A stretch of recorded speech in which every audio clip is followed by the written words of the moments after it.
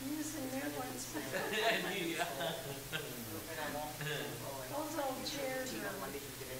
What do you steal? But I don't do that. Steel? Yeah, wood, expensive. Yeah, I do. Oh, you think because they're out here, can they be stolen? Yeah, inside, then outside, then disappear and You can hang them on the stairwell. Oh, is there? Yeah.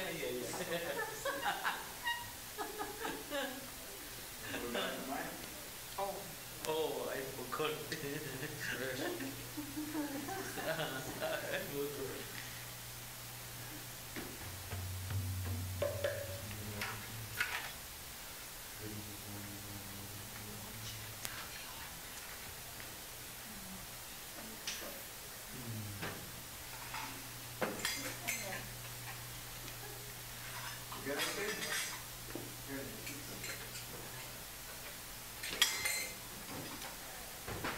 Maybe 16 or 17?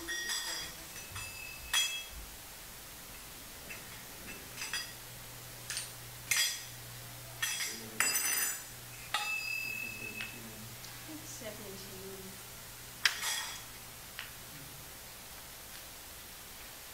It'll be like this more and more.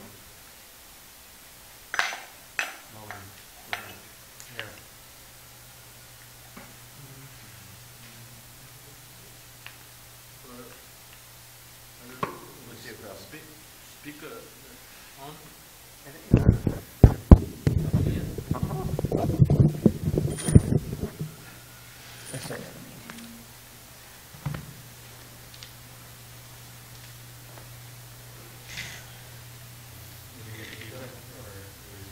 Yeah.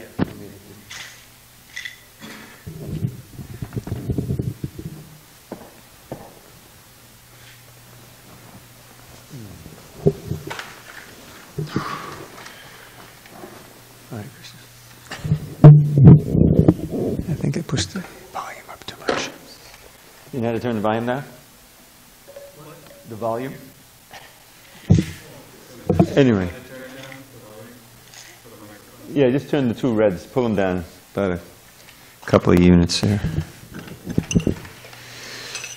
It's hot. Open the door. You know how hot it got today? 99 degrees. 99 degrees. It was 75 in Alachua, Florida.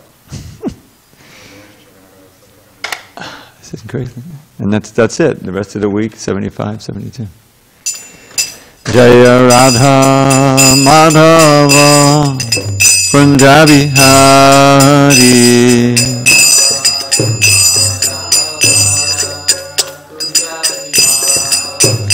Jaya Radha Madhava Punjabi Hari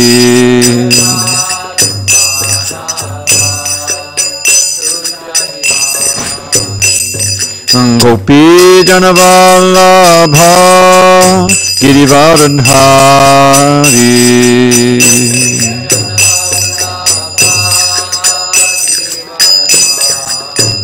Jaya Gopi Janavallabha Girivardhari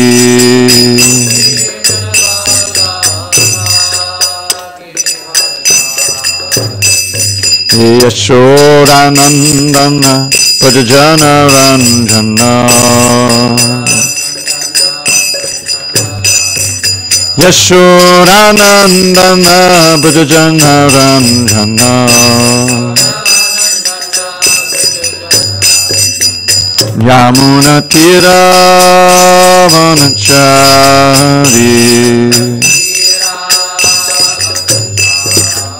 Yamuna Tira Vanachari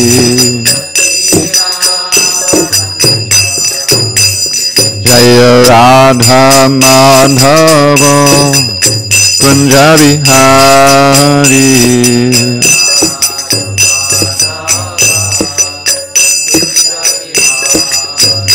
Jaya Radha Madhava Kunja Bihari.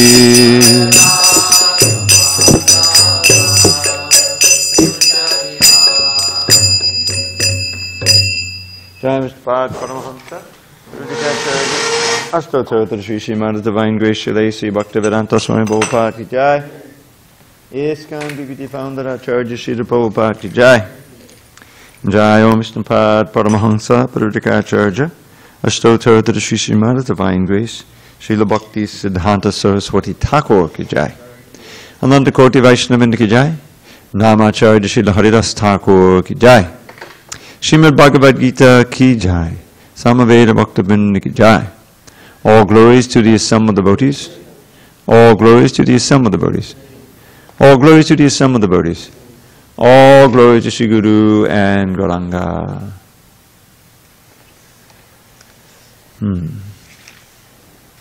Marcy? I think you're right. Yes, page 361. 361. You got it? Help him with it. Suki, help him with it. 361. Page 361. Text 17. Chapter 8. Okay. Om Namo Bhagavate Vasudevaya.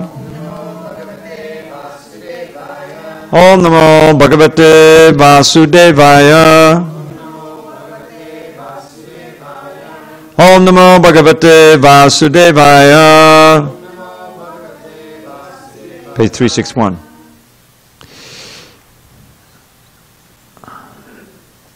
On this 24th day of October 2017 in SanDiego, we're reading from Srimad Bhagavad Gita as it is, translation and commentary by His Divine Grace A.C. Bhaktivedanta Swami Prabhupada.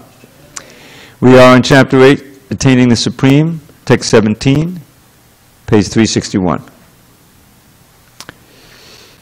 Sahasrayuga Paryantam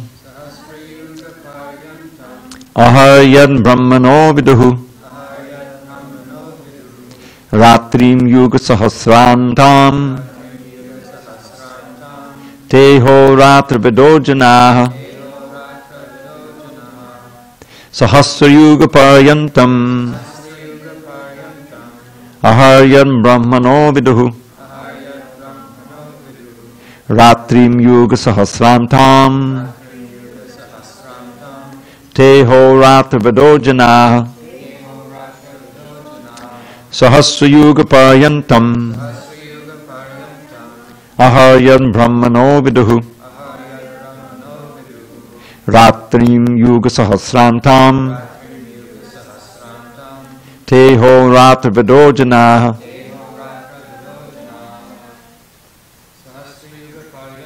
Sahasrayuga Paryantam Aharyan Brahmano Viduhu Ratrim Yuga Sahasrantam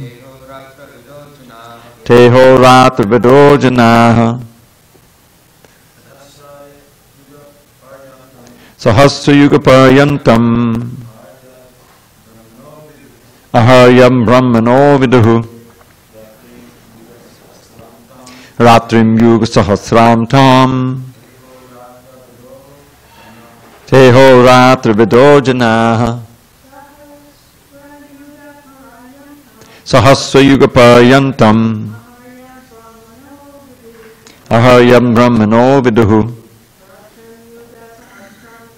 Ratrim Yuga Sahasrantam Teho Ratra Vidojanaha. You see now? Not today. Sahasra 1,000. Yuga millenniums, Paryantam including Aha, day, yat, that which, Brahmanaha, of Brahma, Viduhu, they know, Ratrim, night, Yuga millenniums, Sahasra Antam, similarly, ending after 1,000. Te, they, Aha, Ratra, day and night, Vidaha, who understand, Janaha, people. Translation.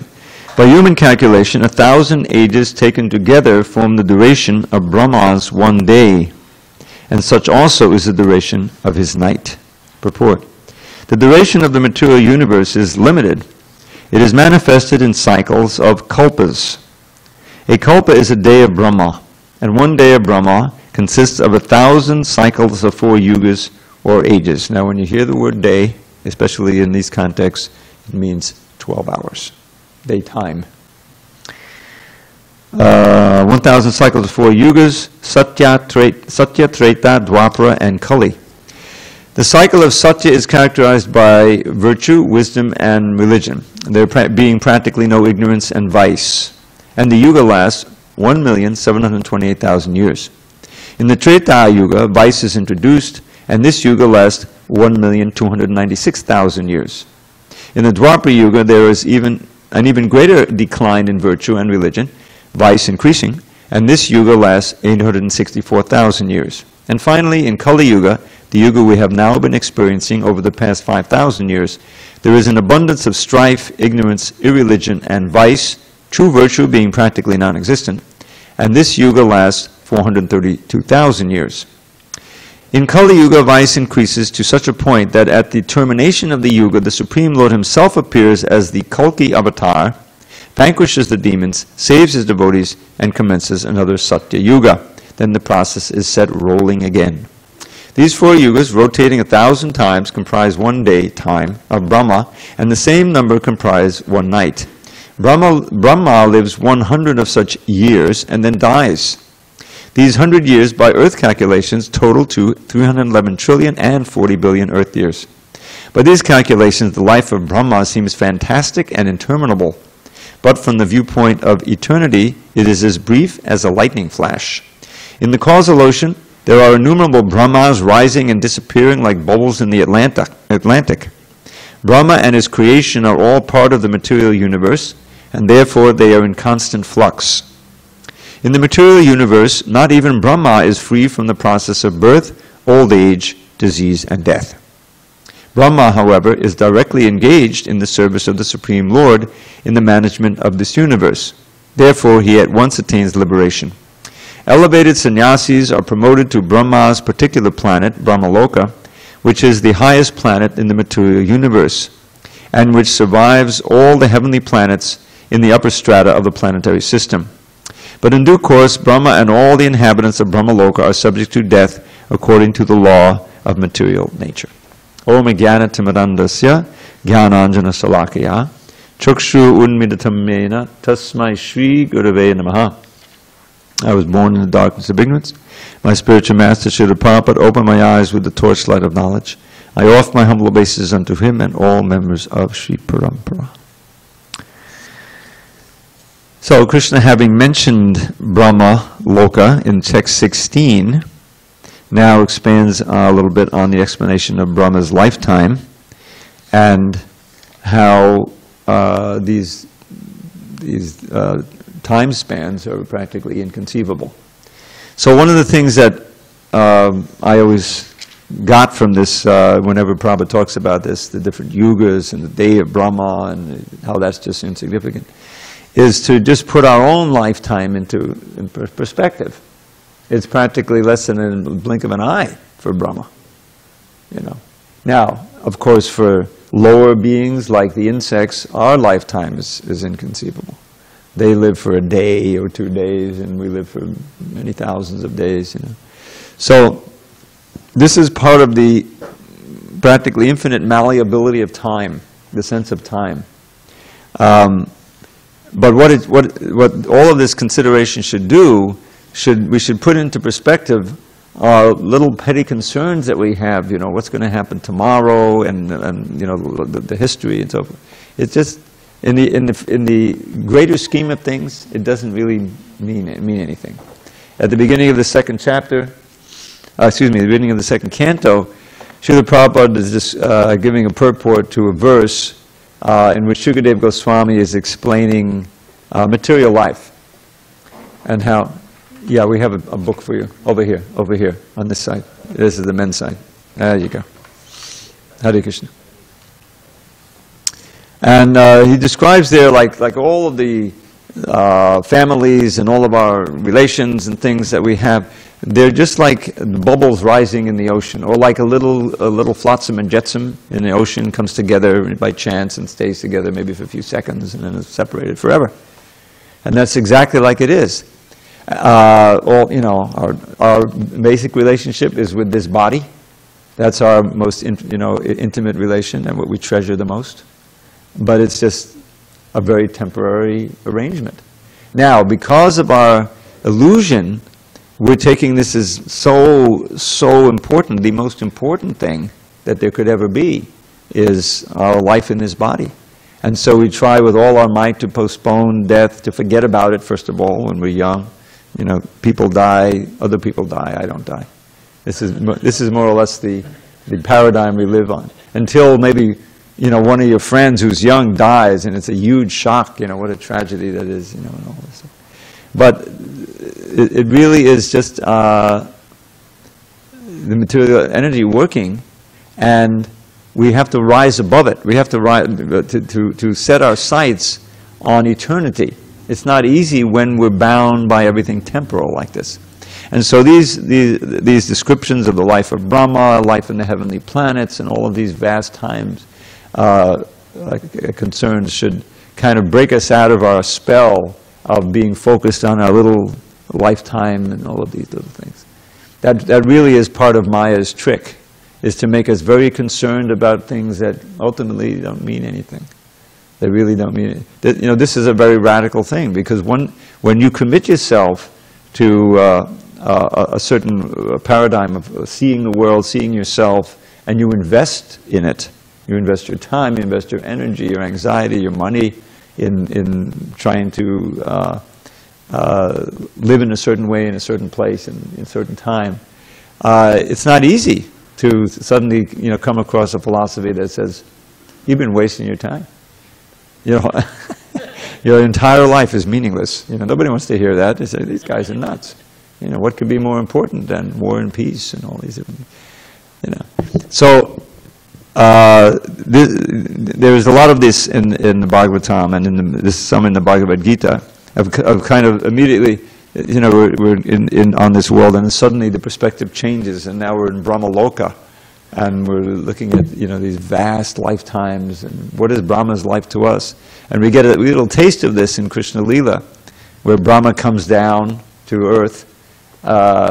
Did he hear a rumor? I don't know, that Krishna had appeared on earth, but somehow or other he shows up, and there's one who's supposed to be God, little Krishna playing there with his friends and everything. And in his worldview, it just didn't compute. And so he challenged Krishna, with the Brahma Vimohan Lila. And he stole his, but he didn't hurt anybody. He just put them in a mystic slumber, and he stole. And so now Krishna is alone, But the next moment, and so Brahma apparently just went back and just thought, well, what's he going to do now? But then after a moment of his time, a whole year down here, he comes back, and there's Krishna playing with the same boys and the same calves. They look the same to Brahma. And that's part of Krishna's mystic power, is that he was able to duplicate all of the calves and the boys in every detail of idiosyncrasy, how they dressed and how they talked, so much that their mothers didn't even recognize him. And they thought it was it, right? The only difference was that somehow their hearts were filling with more and more love as the year went on. So anyway, there's a lot. Krishna does things on different levels. Just like the Govardhan Lila, there's so many things that he accomplishes with that. So this is, he taught Brahma, who not to trust his direct perception, the pratyaksha,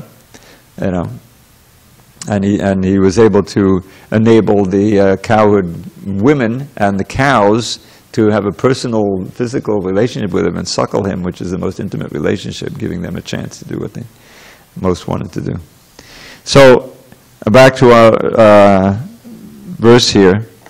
Krishna is going to be describing here, and as he does at the beginning of the 9th chapter also, next chapter, the rhythm of creation and destruction, of how we're moved around by our karma without really being able to stop it. We come into the creation, a force of karma, we don't know what's what, we take up where we left off, and we begin and go through destruction, birth, death, old, and then During the night of Brahma, there's a partial devastation. It lasts a long time, another 4,320,000,000 years every night. He sleeps, and we also sleep, because there's a destruction up to Brahma Loka every time you. And then when he dies, the whole universe is destroyed, and there we go into Mahavishnu again for 311 trillion years of suspended animation, and out again.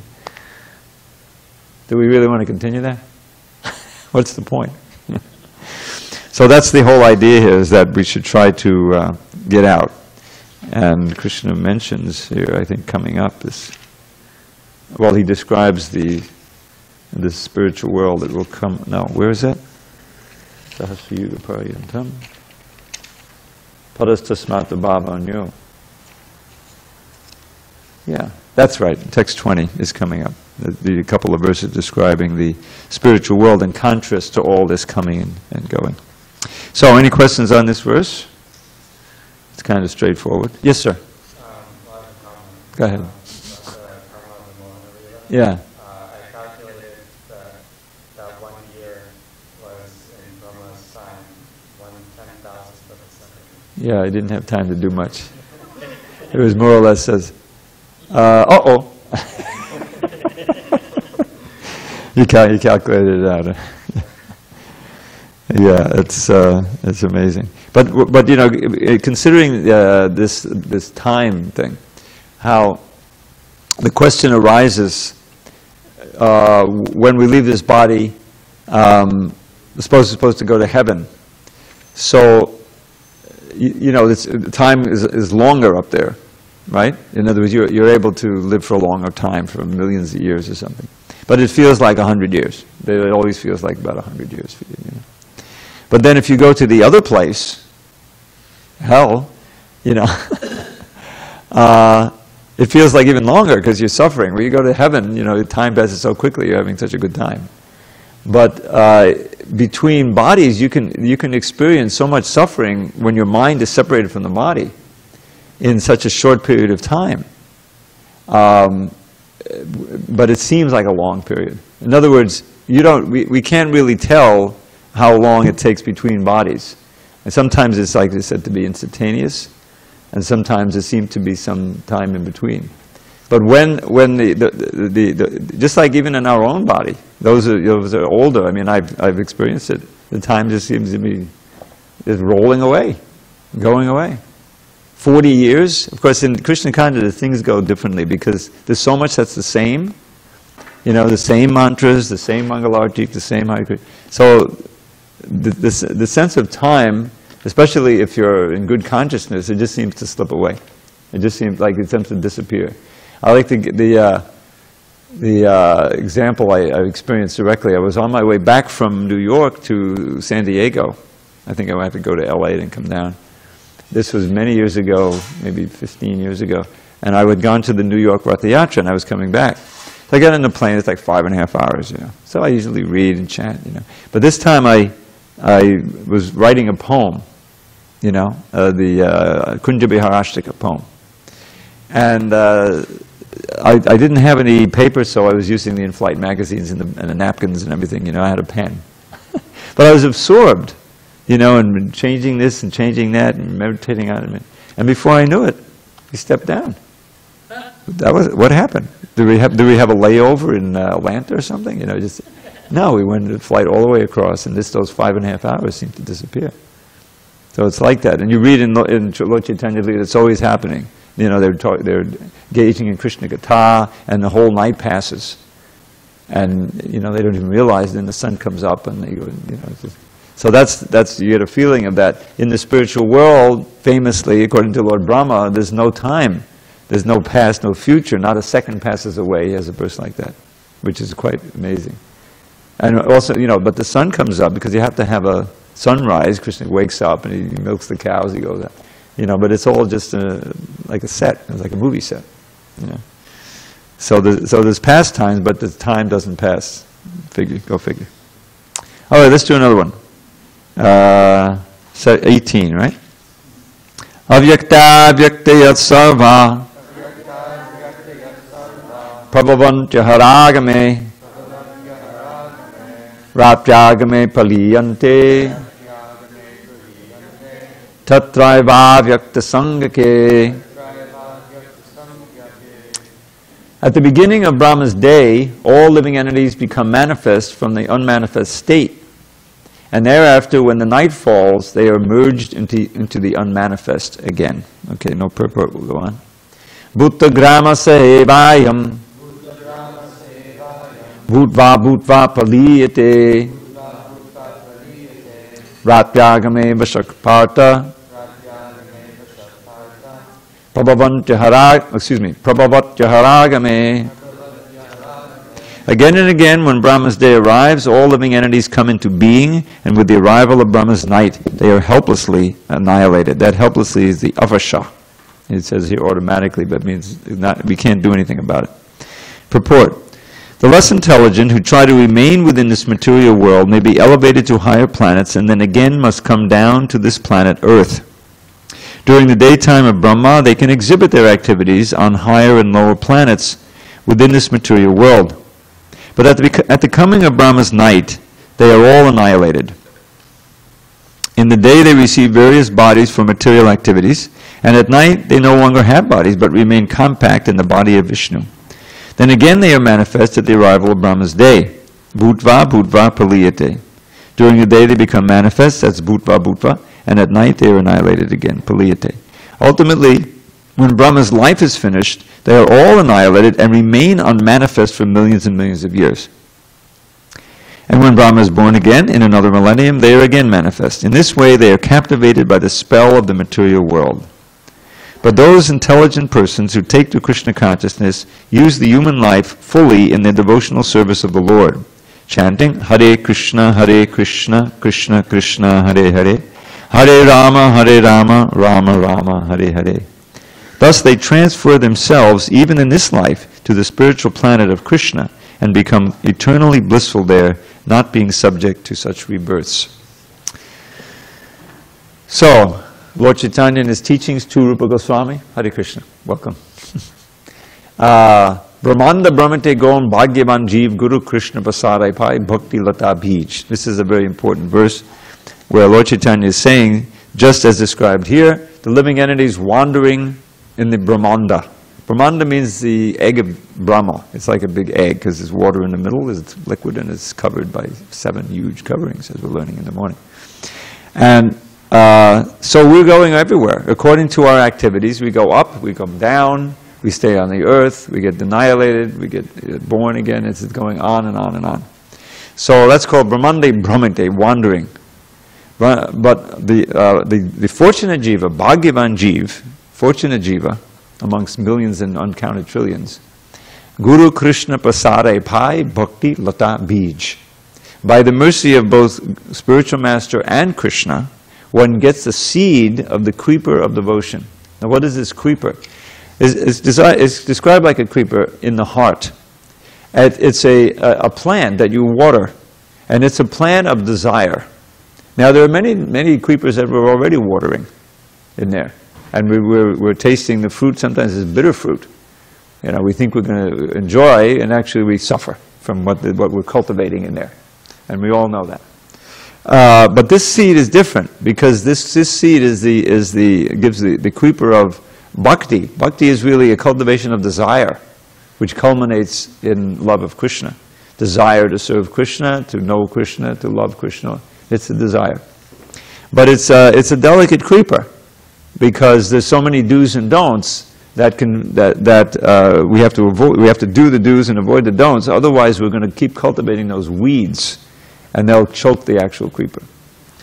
So, what's the ultimate fruit of this creeper? It's the fruit of love of Godhead. It's described there that the main watering process is hearing and chanting the glories of the Lord, not the soul, but the main one. Shravanadija. And as that creeper grows, it describes that it penetrates the coverings of the universe and goes to the spiritual world and eventually takes shelter of Lord Krishna's lotus feet and produces the fruit which we can taste eternally. It's an extended metaphor like that.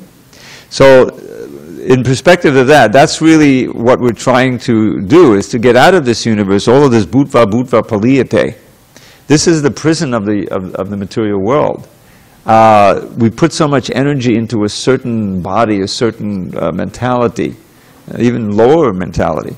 You know, the dogs and the hogs and the ducks, they have no idea that, you know, who we are. They're living in their own world. You know, they have their little concerns and their family and their lifetime. And it's just as Prabhupada says in the Isha Upanishad, the economic needs of the lower animals are just as important to them as our economic needs are to us. You know, economics means that what they need to live, the yoga and the kshema. So, okay, you know, we were once there. We shouldn't think we're so superior. We've been coming up and down these species for who knows how long, in days of Brahma, lifetimes of Brahma. So now, by the grace of Krishna and Guru, we have a chance. We've got a cue, the essential knowledge that can really get us out of this prison house. And we can be, you know, come again into our full glory. We're all restricted here. We're all more brilliant than the sun, you know, thousands of times more brilliant than the sun. But now it's all covered because we have these material bodies and this material mentality. So Krishna consciousness is a process of purification, chiefly by this process of hearing and chanting, chiefly by the process of hearing and chanting Hare Krishna mantra, which Prabhupada stresses in these purports. And that's a great gift by Krishna in the form of Lord Chaitanya for this age. We're so unqualified, so unfortunate. It's not at all conducive to you know, quiet meditation. You know, how can you do it? Even if you go off to the Himalayas, the chances are some drone will come over it. You know, there's no way. You know, or the air itself has become polluted, right? You know, anyway, you can't escape it. You can't escape it. You have to have a process that even in the middle of all of the disturbance, you can practice. And that process is Sankirtan, congregational chanting. The music is important. It just, you know, to just uplift you, you know, by force, really, into the spiritual realm. So that's the process. And you know, here this word avasha means we're being pushed along.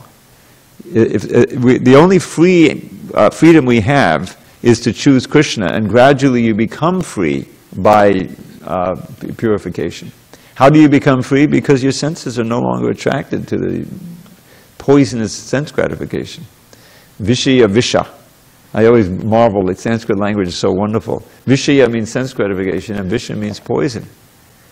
Vishaya vishamasa gosani gudnuni chetasime. This is a line from a verse from the Bilamangal's Krishna Karanamrita.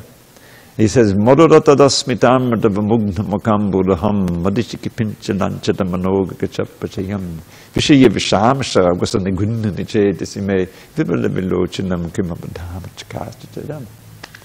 So he's describing Madhuratada. Madhura means sweet. Madhurata means extremely sweet. Madhuratada. Smitamrita, the nectar of your smile. Vamugna makam buruham. Your beautiful lotus face is very innocent and artless and decorated with this sweet nectar of your smile. It's a meditation on Krishna. You know, Madhuratada smitamrita vamugna makam. Madhishiki pinchadanchana. And you're wearing a beautiful peacock plume on your crest, from a madly dancing peacock. Now why does they always say Madhishiki? Because the peacocks who, you know, I don't know, do they peek back there and look and make sure that they got, you know, their feathers are beautiful? Because the ones that really have the nicest feathers, they're the most proud and they dance the most madly, you know. So the Madhishiki pinchalan. So exquisite peacock feather, you know. He's got that on his Madhishiki pinchalanchita. Manogya means they're very enchanting. Kachaprachayam is the arrangement of your hair. Kachaprachayam, you know, he's meditating on Krishna. But now he says, Vishaya vishamasha, my mind is still greedy for he uses this phrase, for the poisonous meat of sense gratification. Amasha, Vishaya vishamasa. Vishaya vishamasa gosani gudnini cheti vipala vilochanam kimabadhama chakastachadam. When will I give up all of this poisonous sense gratification and simply take pleasure in contemplating your beauty and serving you? This is a prayer.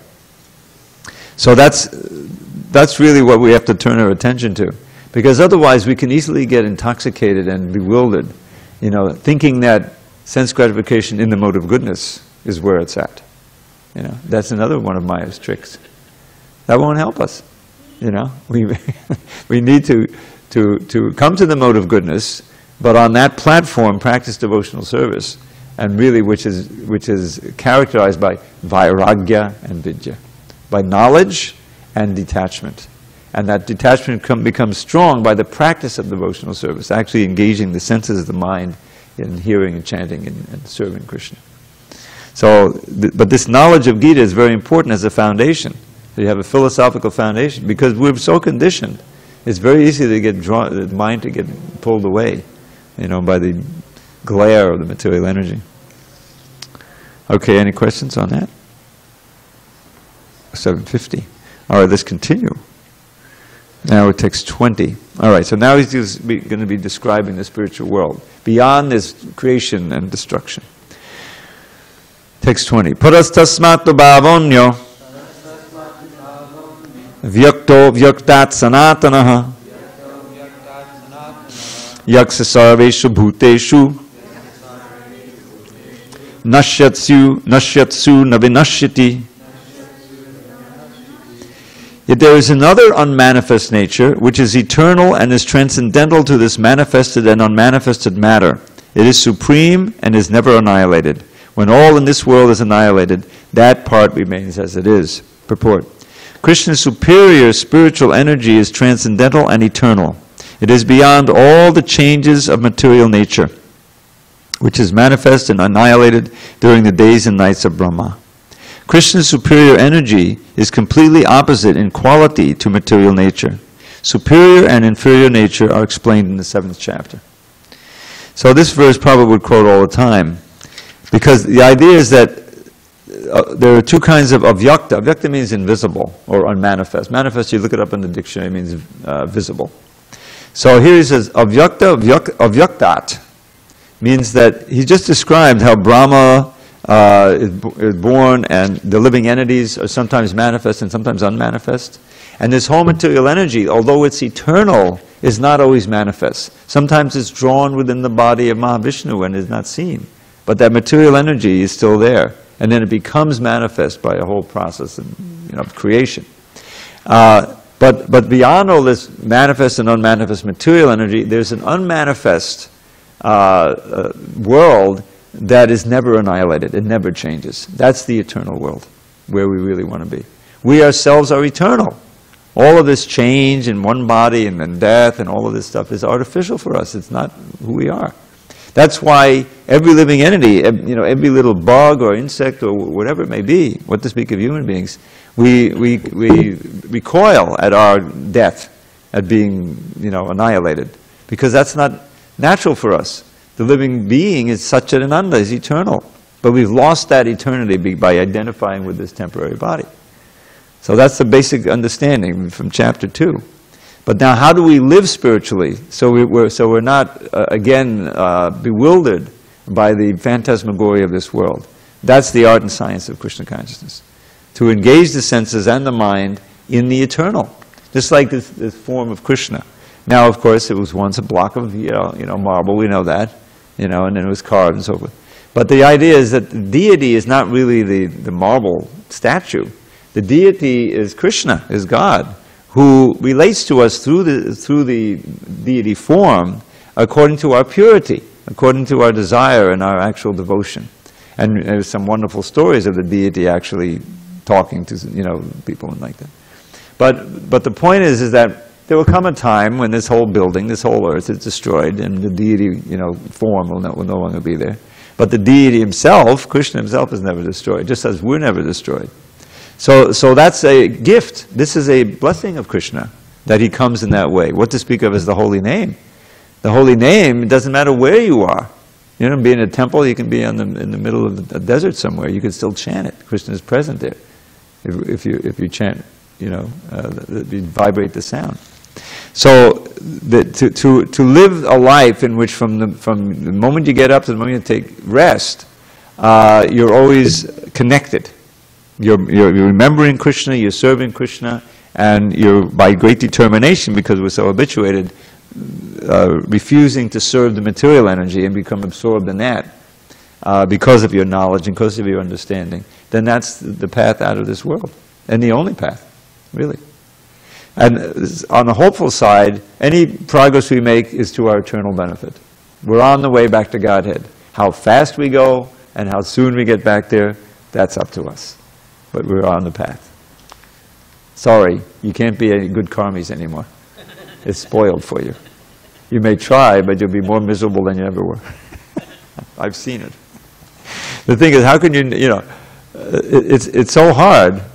I mean, I can't conceive of it, although people have, some of my cohorts have done that, to try to reject the entire philosophy of Krishna consciousness, to say it's all just a concoction.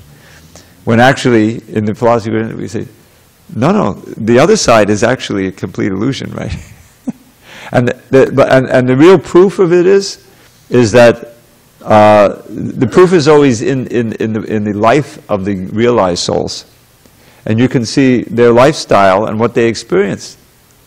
And is it really conceivable, not just, Srila Prabhupada and Bhaktisiddhanta all the way back, that they're all running a big scam? Why? There's no money in it.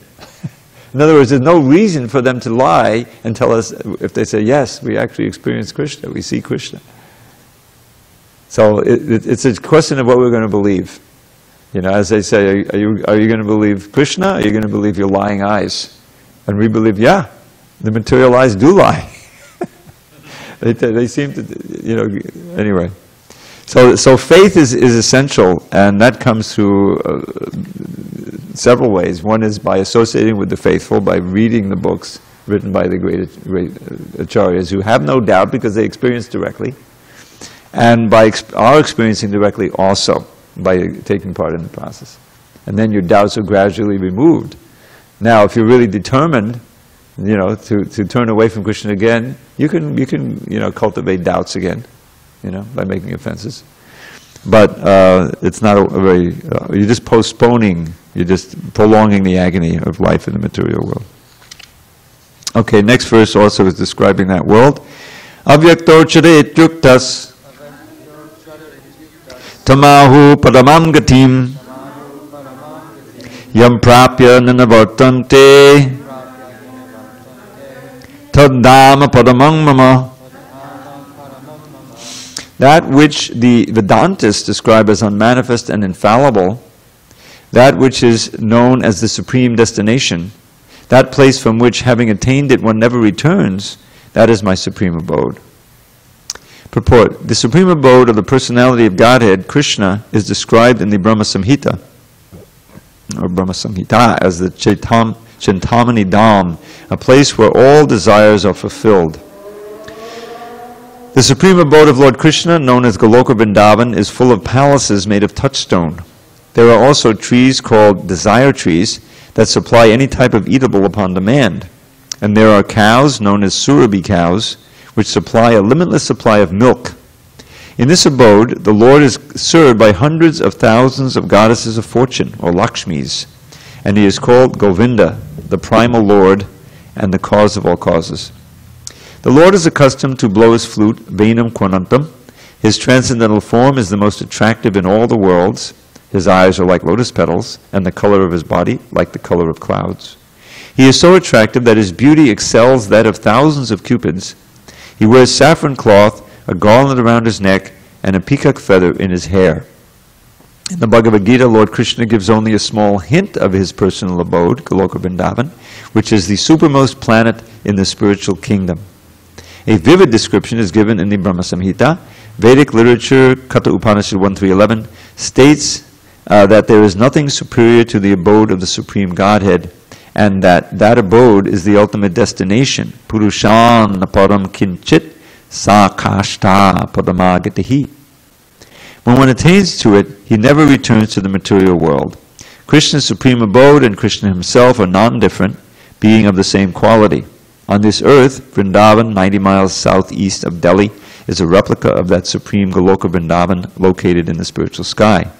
When Krishna descended to this earth, he sported on that particular tract of land known as Vrindavan in the district of Mathura, India.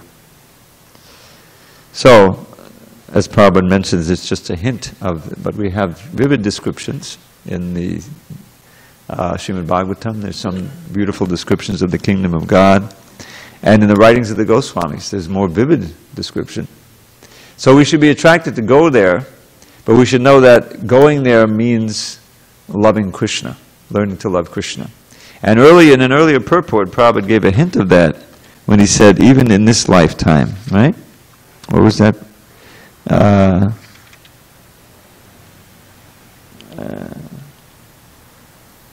What was that verse? That one can attain that land, even in this body. So the idea is that Goloka Vrindavan is far, far away, but at the same time, it's very close. In the Chaitanya Charitamrita, it's all pervading. So it's a state of mind, really, also. You can be living in the spiritual world if you're completely pure, meaning that you're remembering Krishna at every moment, you're seeing his pastime manifest in your heart and externally, you're serving in your original Sarup Siddhi body, the Lord, and at the same time you're acting in this world. And Srila Prabhupada showed that. So, yes, we want to go to the spiritual world, but we should know that there's only one ticket, and that is purely loving Krishna. So we should be attracted to Goloka Vrindavan as Krishna's playground. We should really be attracted to Krishna and the service of Krishna. I have this little poem I'll share with you, and then we'll read from Krishna book. Govinda's beauty captivates, the sweetness of Govinda's form beguiles. Still sweeter is his face, like autumn moon. But sweeter than the sweetest is his smile, whose luscious beauty makes the gopis swoon. Govinda's beauty captivates the doves, the swans, the deer, the cows, and every tree. Indeed, in Braja, every creature loves Sri Krishna and is drowned in ecstasy. That all-enchanting land is paradise, our home where we may dwell eternally. Most welcome there are those who pay the price to learn to love Sri Krishna perfectly. There you go. That's our ticket home. So we will resume tomorrow, and text number 22. Got it? Okay. Remind me. And now, we will continue with our Krishna book reading. And where were we? Krishna. Okay.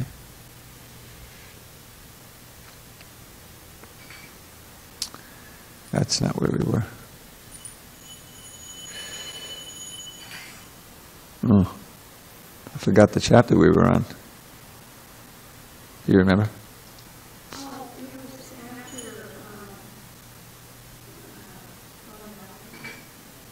Oh, the hill, lifting Govardhan Hill?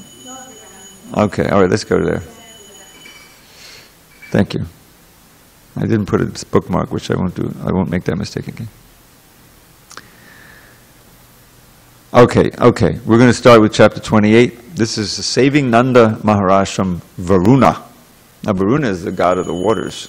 We'll find out what happened there. The Govardhan Puja ceremony took place on the new moon day. After this, there were torrents of rain and hailstorms imposed by King Indra for 7 days. 9 days of the waxy moon having passed, on the 10th day, King Indra worshipped Krishna, and thus the matter was satisfactorily settled. After this, on the 11th day of the full moon, Ekadashi, King Nanda observed fasting for the whole day, and just early in the morning of the next day, Dvadashi, he went to take a bath in the river Yamuna. He entered deep into the water of the river, but he was arrested immediately by one of the servants of Varuna Dev. This servant brought Nanda before the demigod Varuna and accused him of taking a bath in the river at the wrong time. According to astronomical calculations, the time in which he took a bath was considered demoniac.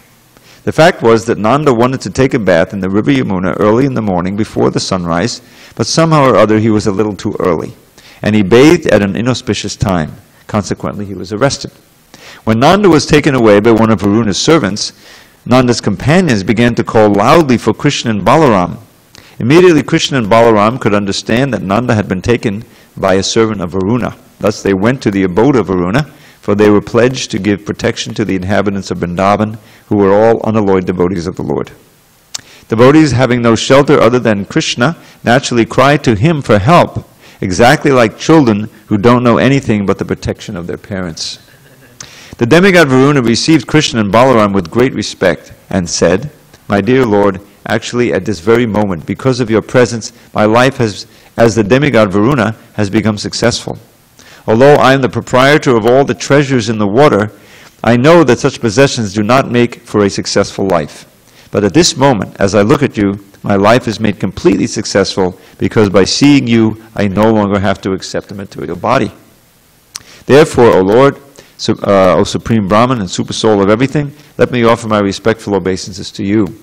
You are the Supreme Transcendental Personality. There's no possibility of imposing the influence of material nature upon you. I'm very sorry that my foolish man, by not knowing what to do or what not to do, has mistakenly arrested your father, Nanda. So I beg your pardon for the offense of my servant. I think that it was your plan to show me your mercy by your personal presence here.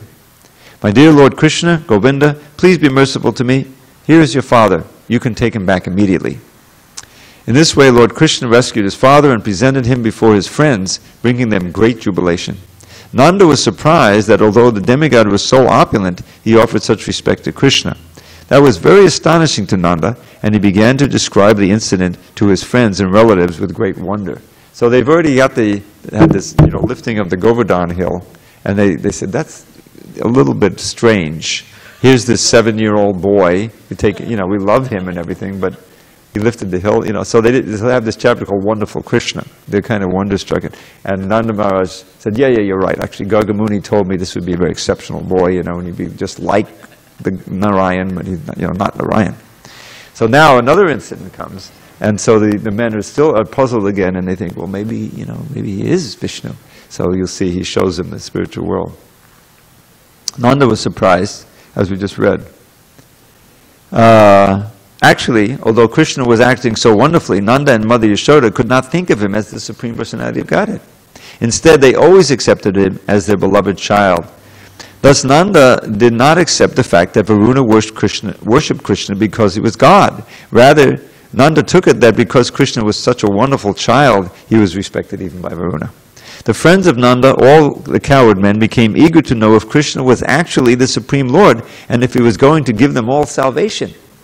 When they were all thus consulting among themselves, Krishna understood their minds, and to assure them of their destiny in the spiritual kingdom, he showed them the spiritual sky.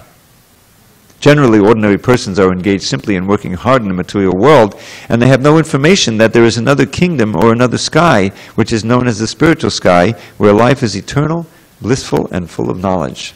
As stated in the Bhagavad Gita, a person returning to that spiritual sky never returns to this material world of death and suffering. Sound familiar? We just read that in the 8th chapter.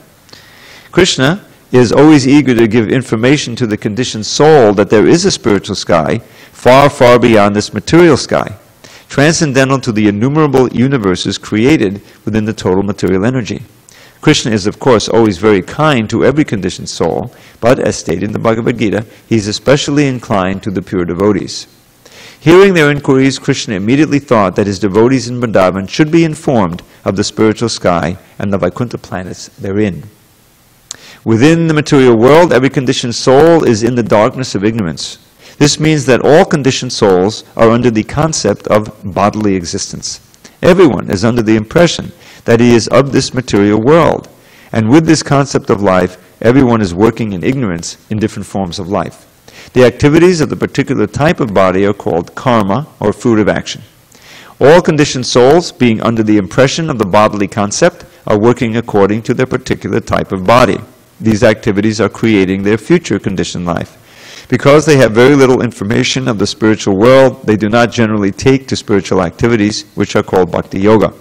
Those who successfully practice bhakti yoga go directly to the spiritual world after giving up this present body. And there they become situated in one of the Vaikuntha planets. The inhabitants of Vrindavan are all pure devotees. Their destination after quitting the body is Krishna Loka. They even surpass the Vaikuntha Lokas. The fact is that those who are always engaged in Krishna consciousness and mature, pure devotional service are given the chance, after death, to gain Krishna's association in one of the universes within the material world.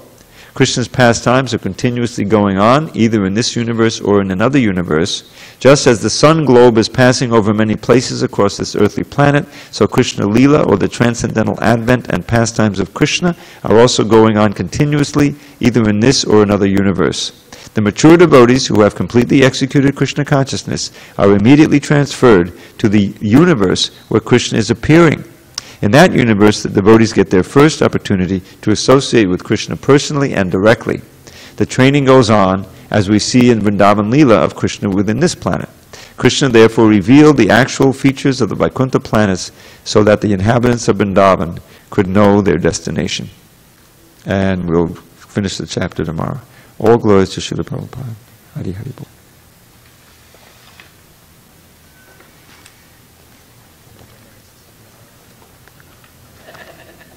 What is it? Right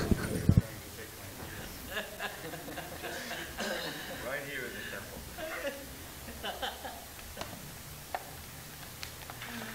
Always protect. Next slide. Yeah, Yamananda.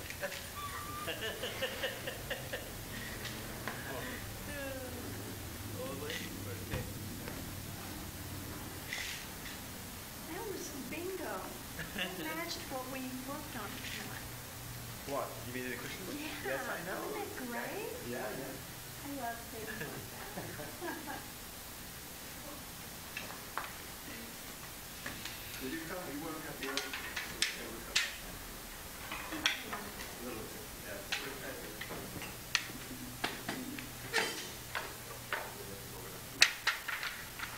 Well, that was fun. I thought the hill was dirt. And then I talked to Leela. She made it. Oh, yeah.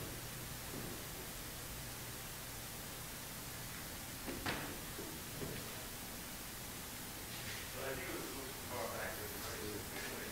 I told her that. It's a little different. She's from last year. Oh, yes. Young boy. How those trees look like.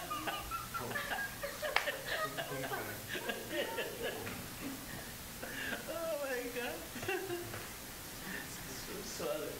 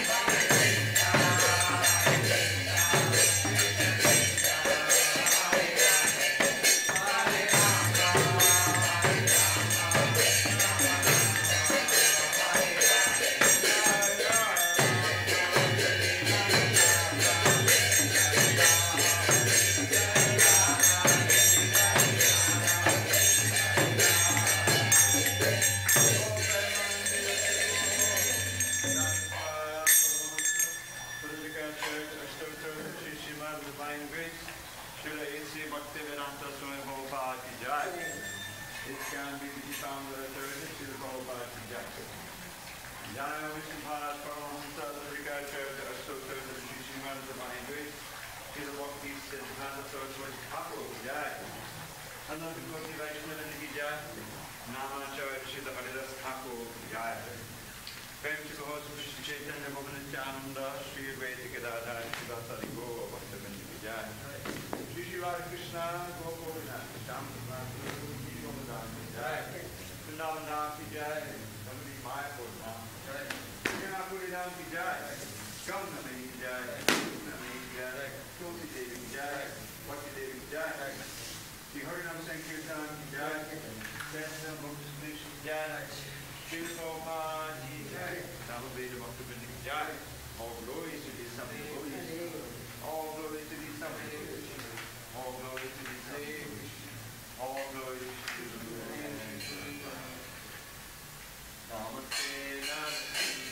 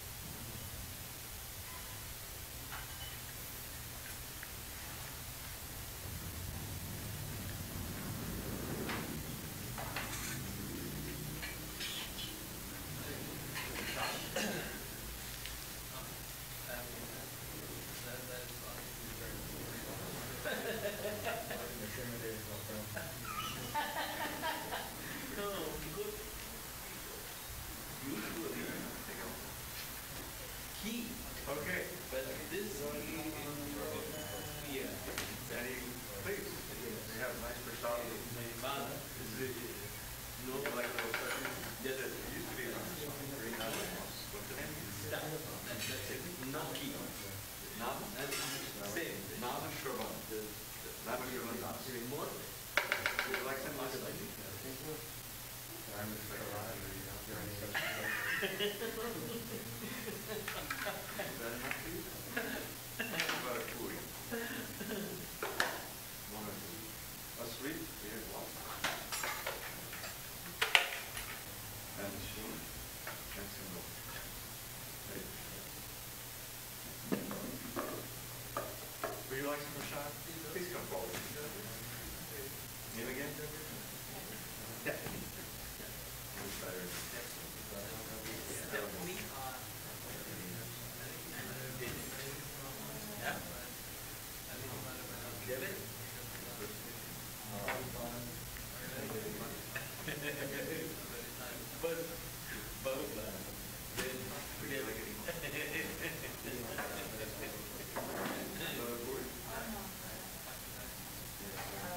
Yeah, we have one sweet. It's extra.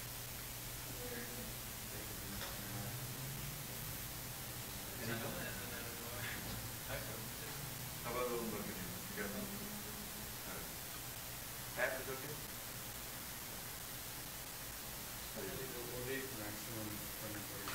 Who's next? Dr. David. Go ahead. Come on, David. It's a mistake because they'll take anything. You'll see. Yeah. Show us. Yeah. Pretty rich. You got these cold stuff. Like with sour cream? I doubt it. That's not too milky. But it's rich. Would you like a little bit?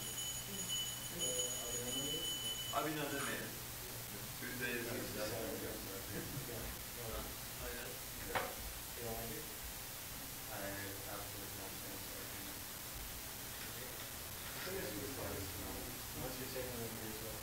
I'm going to have a bunch of them. I'm taking them home.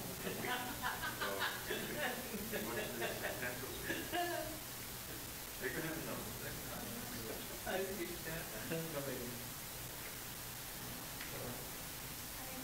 How do you all come? Okay. Yeah. Please come again.